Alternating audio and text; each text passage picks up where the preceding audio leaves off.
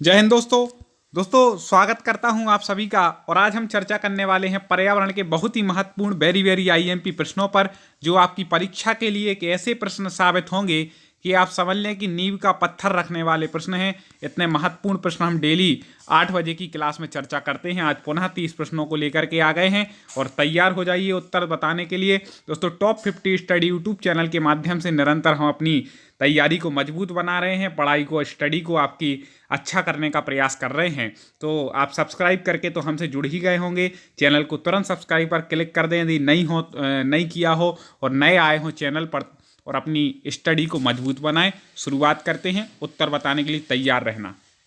अवतल दर्पण के अत्यंत निकट जब बिंब को रखते हैं तो प्रतिबिंब होता है। ठीक है, अवतल दर्पण जो होता है उसके अत्यंत निकट यदि हम सामने कोई बिंब को रख दें तो कैसा प्रतिबिंब पड़ता है?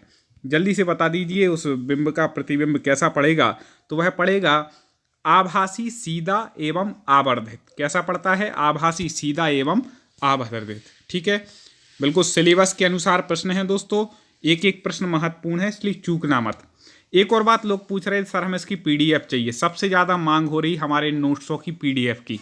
हर कोई कह रहा सर इसकी पीडीएफ कहाँ से मिलेगी, क्या होगा? तो दोस्तों आज बता दे रहा हूँ। मैं कई दिन से बोल रहा था कि हम 5 तारीख को, ठीक है, कितने 5 तारीख 5 फरवरी को अपना टेलीग्राम चैनल लॉन्च कर रहे हैं जिसका नाम होगा टॉप 50 स्टडी। क्या नाम होगा दोस्तों? Top 50 study. चैनल के ही नाम पर टेलीग्राम चैनल होगा। आप टेलीग्राम पर सर्च करेंगे टॉप 50 स्टडी तो आपको हमारा चैनल मिल जाएगा। ठीक है दोस्तों, तो आप उस चैनल से जैसे ही जुड़ जाएंगे दोस्तों, और फिर आपके लिए पीडीएफ वहाँ पर मिल जाएंगी। ठीक है, वहाँ से आप डाउनलोड भी कर सकते हैं। आपके हर सब्जेक्ट की पीडीएफ वहाँ पर मिल जाएगी। ठीक है ना? अब इस बात पर जल्दी से वीडियो को लाइक कर दो और कमेंट कर दो कि आपको कैसी पीडीएफ चाहिए। निम्नलिखित में से कौन सा भारत के 3 जैव विविधता हॉटस्पॉट में से एक है? ठीक है, जीवों की जहाँ पर विविधता पाई जाती है, कई प्रकार के जीव पाए जाते हैं, उसका हॉटस्पॉट निम्न में से कौन है? तो आपको बता दें वह हिमालय। ठीक है, वहाँ पर हर प्रकार के जैव पाए जाते हैं।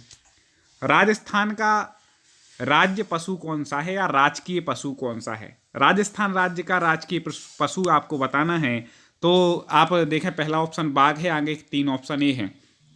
अब अपन बात कर रहे हैं राजस्थान की। तो राजस्थान में क्या पाया जाता है दोस्तों? रेगिस्तान। और रेगिस्तान में क्या चलते हैं? ऊंट। तो राजस्थान का राजकीय पशु क्या हो जाएगा? ऊंट। ठीक है, ठीक है, तो राजस्थान का ऊंट हो गया। ऐसे सब राज्यों के क्रम से लेके आएंगे। कोई भी राज्य का आपका पूछ ले, आप पे बनना चाहिए। निम्नलिखित में से कौन सा कथन सही है? 4 कथन यहां पर दिए गए हैं दोस्तों। धातुओं से संबंधित एक कथन है। धातु के बारे में आपने यदि पढ़ा हो तो आपको बताना है कि कौन सा कथन यहां पर सही है। जल्दी से बता दें। तो आपको बता दें कि इनमें से सभी धातुएं तन्न होती हैं, कथन सही नहीं है। सभी धातुएं तन्न, गलत। सभी अधातुएं तन्न होती हैं, गलत। अधातुएं तो वैसे नहीं। सामान्यतः धातुएं तन्न होती हैं, सही है। ठीक है, सामान्यतः धातुएं कैसी होती हैं? तन्न होती हैं, सही है। अगला है, वायु प्रदूषण का कौन सा स्रोत नहीं है? वायु प्रदूषण का स्रोत नहीं है, आपको बता दें तो वायु प्रदूषण से संबंधित क्वेश्चन आते ही हैं। तो पहला जिसमें दिया है वाहन। तो वाहन से क्या धुआं निकलता है, उससे वायु प्रदूषण होता है। अगला है उद्योग। ठीक है, तो उद्योग से आपको बता दें कि उद्योग से भी धुआं निकलता है, उससे ही वायु प्रदूषण होता है। और धूल के कणों से ही वायु प्रदूषण होता है। ठोस अपशिष्ट जो होता है, ठीक है, किसी पदार्थ का ठोस, मान लो बड़े बड़े पत्थर हैं तो उनसे कोई वो नहीं होगा, ठोस कोई वस्तु उससे नहीं होता है। बाकी इन 3 से होता है। शब्द के अर्थ समझ जाएंगे ना दोस्तों तो उत्तर अपने आप बनेगा। ठीक है ना? चलो और देखते हैं, आगे बढ़ जाते हैं। निम्नलिखित में से कौन सा रामसर घोषणा की सूची में नम क्षेत्र नहीं है? रामसर जो घोषणा के बारे में आपने पढ़ा होगा, तो उसकी सूची में कौन सा नम क्षेत्र नहीं है? 3 तो हैं। तो आपको बता दें कि रामसर घोषणा की सूची में बुलर झील नम क्षेत्र है, रुद्र सागर झील भी नम क्षेत्र है, केवला देव राष्ट्रीय उद्यान भी नम क्षेत्र के अंतर्गत आता है। इसका उत्तर हो जाएगा राजमसंद झील। राजमसंद झील जो है वह नम क्षेत्र नहीं है। ठीक है, राजस्थान में कौन सा नवीकरणीय संसाधन नहीं है? तो जल विद्युत तो है, पवन ऊर्जा, सौर ऊर्जा, सब नवीकरणीय संसाधन है। हाँ, प्राकृतिक गैस नवीकरणीय संसाधन नहीं है। विज्ञान प्राकृतिक विषय का व्यवस्थित ज्ञान एवं धारणाओं के मध्य संबंधों का तार्किक अध्ययन है जिसमें ये विषय व्यक्त होते हैं। उपरोक्त विषय की परिभाषा किसने दी? परिभाषा से एक या दो प्रश्न आते हैं। तो अभी परिभाषा जो है कि विज्ञान को प्राकृतिक विषय का व्यवस्थित ज्ञान और धारणाओं के मध्य संबंध का तार्किक अध्ययन किन्होंने कहा है, तो आपको बता दें कि जो इसका सही उत्तर हो जाएगा वह हो जाएगा ए, WC डैम्पियर ने कहा है। ठीक है, WC डैम्पियर महोदय ने कहा है। आगे बढ़ जाते हैं दोस्तों, मैंने बता दिया है PDF के लिए, तो देख लीजिएगा। निम्नलिखित में से किसमें उद्यान कृषि का अध्ययन किया जाता है? उद्यान कृषि का अध्ययन किसमें किया जाता है? तो आपको बता दें कि उद्यान जो कृषि होती है हार्टिकल्चर में, किसमें किया जाता है? हार्टिकल्चर में। निम्नलिखित में से कौन सा प्राथमिक स्तर पर विज्ञान शिक्षण का वांछित उद्देश्य है? आप प्राथमिक स्तर की तैयारी कर रहे हैं तो उस आपके लिए महत्वपूर्ण प्रश्न है कि प्राथमिक स्तर पर विज्ञान शिक्षण का वांछित उद्देश्य कौन सा है? जल्दी से बता दें। तो पहला यहाँ पर दिया विज्ञान के तत्वों, सिद्धांतों एवं इसके अनुप्रयोगों को जानना, ये तो है ही। प्राकृतिक जिज्ञासा, सौंदर्य परकता की अनुभूति तथा विज्ञान एवं प्रौद्योगिकी में सृजनात्मकता का पोषण, ये भी है। ईमानदारी, सत्यनिष्ठा और सहयोग के मूल्यों का आत्मसात करना, ये सभी बहुत महत्वपूर्ण है प्राथमिक स्तर पर। तो उपर्युक्त सभी इसका उत्तर ठीक हो जाएगा। आगे बढ़ जाते हैं दोस्तों। ऐसे पिछले बहुत सारे हमारे पार्ट अपलोड हो चुके हैं इसी प्रकार के प्रश्नों के। आपने ना देखे हो तो यूट्यूब पर सर्च करें टॉप 50 स्टडी और उनको जरूर देख लेना और चैनल को सब्सक्राइब करके जुड़ जाना। इसी चैनल से तो हम पढ़ ही रहे हैं। हाँ देखें, पर्यावरण अध्ययन के अधिगम का सिद्धांत कौन सा है? पर्यावरण अध्ययन के अधिगम का आपको सिद्धांत बताना है तो आपको बता दें कि आवश्यकता का सिद्धांत तो है, उपयोगिता का सिद्धांत भी है, जीवन से संबंधित होने का भी सिद्धांत है। तो उपर्युक्त सभी यहां पर ठीक हो जाएगा। कौन सी गैस ग्लोबल वार्मिंग के लिए उत्तरदायी है? बेरी बेरी बेरी IMP, मतलब जिसको 3 बार हमने बेरी IMP कह दिया, मतलब इसको बिल्कुल दिमाग में सेट कर लेना अभी से। तो आपको बता दें कि नाइट्रोजन तो नहीं है, मीथेन भी नहीं है, कार्बन डाइऑक्साइड भी नहीं है। अब आप यदि हमारे पूरे पाठ्यक्रम से पढ़ रहे होंगे दोस्तों, तो हमने बताया था कि ग्लोबल वार्मिंग के लिए कौन सी गैस उत्तरदायी है, बड़े अच्छे से बताया था, 2-3 बार बोल करके बताया था। तो इसका उत्तर तो ये हो जाएगा उपर्युक्त में से कोई नहीं। अब मैं चाह रहा हूं कि पहले आप कमेंट में उत्तर दें, कौन सी गैस उत्तरदायी है। आप कितने अपनी पढ़ाई के प्रति उत्तरदायी हैं ये हम देख रहे हैं। ठीक है, तो आप इसका उत्तर बताएं। नहीं बनेगा तो अगले वीडियो में मैं आपको इसका उत्तर बता दूंगा कि दोस्तों पिछले वीडियो में जो चर्चा की थी उसका उत्तर ये था। जो सही बताएगा उसके कमेंट को लाइक किया जाएगा। ठीक है दोस्तों, तो आपको बताना है कौन सी गैस उत्तरदायी है। प्रायोजना विधि में कितने मुख्य सोपान प्रयुक्त होते हैं? ठीक है, शिक्षण की विधियां होती हैं, उनमें प्रायोजना जो विधि है तो उसमें आपको बता दें कि मुख्य 6 सोपान होते हैं। कितने होते हैं? 6 सोपान होते हैं प्रायोजना विधि में। अगला है, छोटी कक्षाओं में पर्यावरण अध्ययन विषय में रुचि उत्पन्न करने के लिए पढ़ाने का तरीका होना चाहिए। छोटी कक्षा में पर्यावरण अध्ययन के विषय में रुचि उत्पन्न करनी है कि बच्चों को रुचि आए, तो आप कौन सा तरीका अपनाएंगे छोटे बच्चों के लिए? तो आपको बता दें कि छोटे बच्चे आगमन विधि से नहीं समझेंगे, रटा करके भी उनको काम नहीं होगा, निगमन का भी काम नहीं चलेगा, मनोरंजन एवं खेल विधि से होगा। किससे होगा? मनोरंजन एवं खेल विधि से होगा। ठीक है, आगे बढ़ जाते हैं।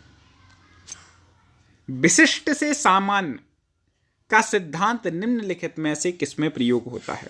महत्वपूर्ण प्रश्न है, लेकिन अब ऐसे प्रश्न पूछना कम कर दिया है क्योंकि कितनी परीक्षाओं में पूछे गए हैं इन विधियों से। जो इसका उत्तर है उसके संबंध, फिर भी कोई ना कोई क्वेश्चन आता ही है, उसकी भाषा बदल देते हैं वो लोग पूछने में। ठीक है, तो वो समझ जाइएगा। देखें, तो विशिष्ट से जो सामान्य सिद्धांत है वह आगमन विधि में होता है।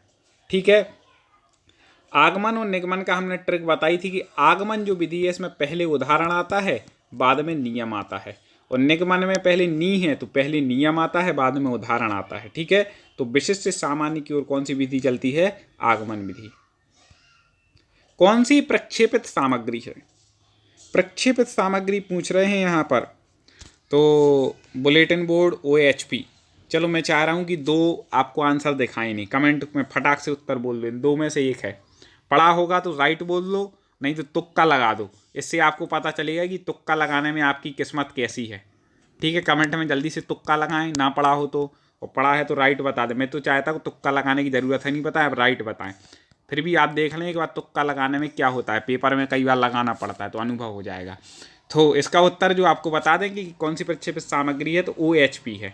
ठीक है, इस प्रकार से। अच्छे प्रश्न पत्र की विशेषता क्या है? सरल भी है लेकिन कई बार पूछा जाने वाला भी है।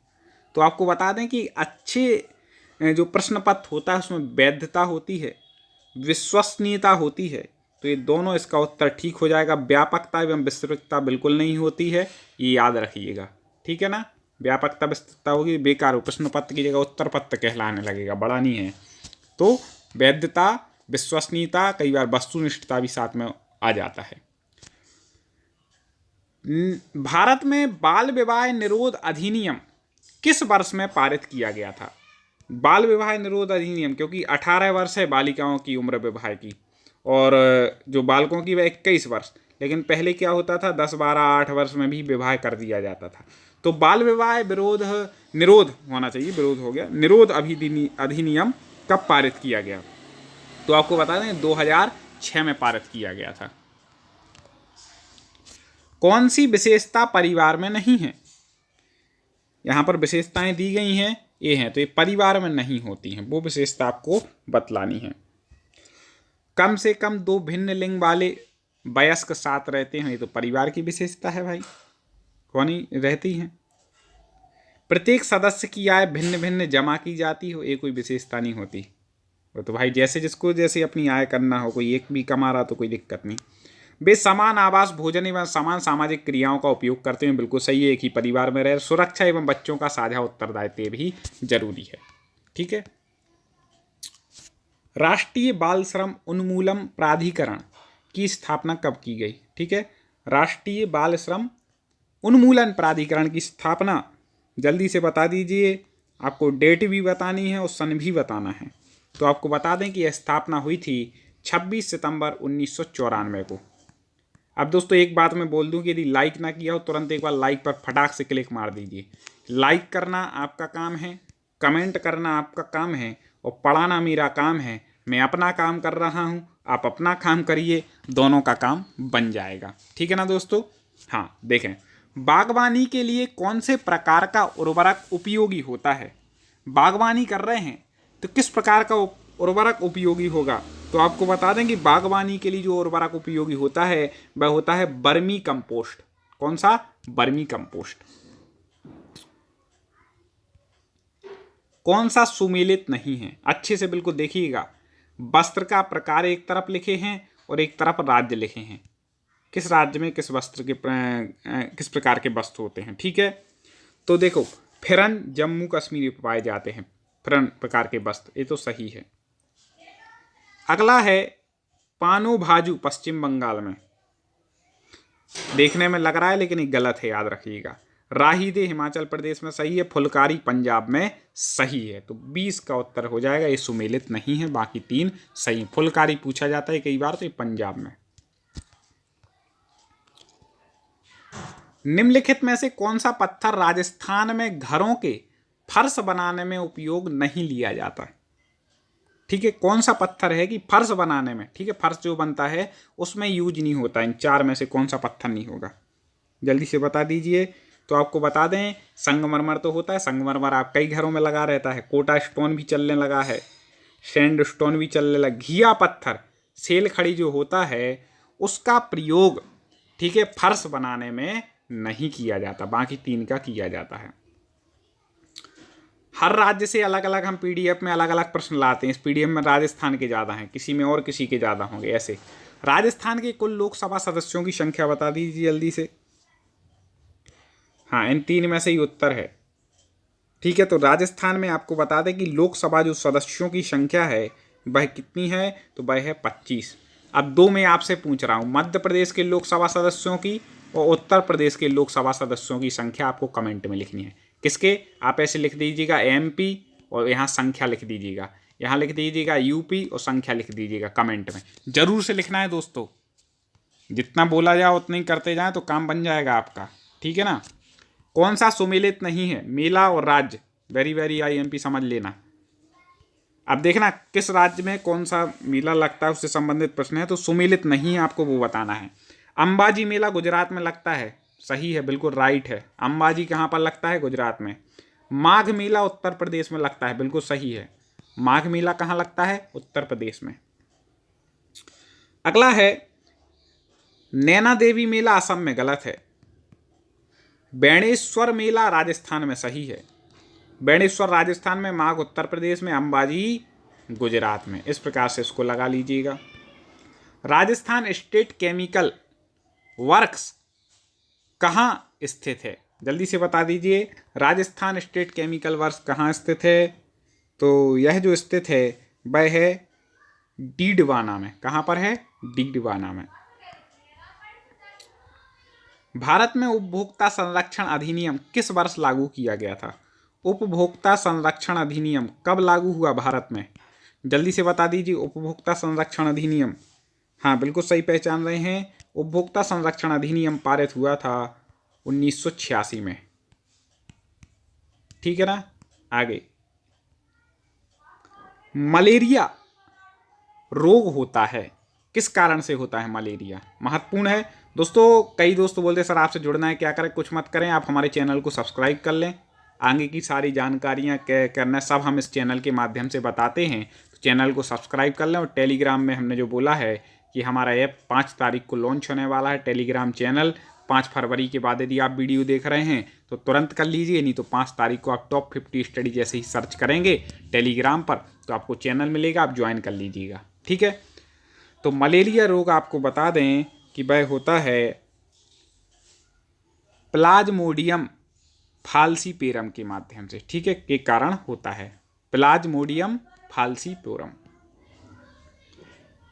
पक्षमाभ उपकला प्राणियों के शरीर में कहाँ मिलते हैं, ठीक है।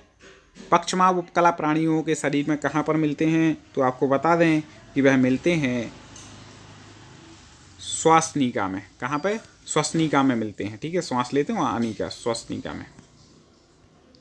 निम्नलिखित में से कौन सा सरल ऊतक नहीं है, सरल ऊतक नहीं है, ठीक है ना दोस्तों।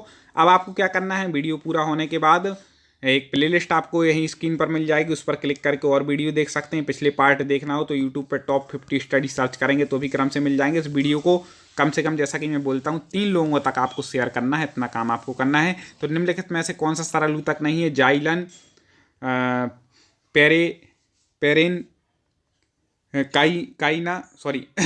पेरेनकाइना और कालेनकाइना या स्केलेरेनकाइना।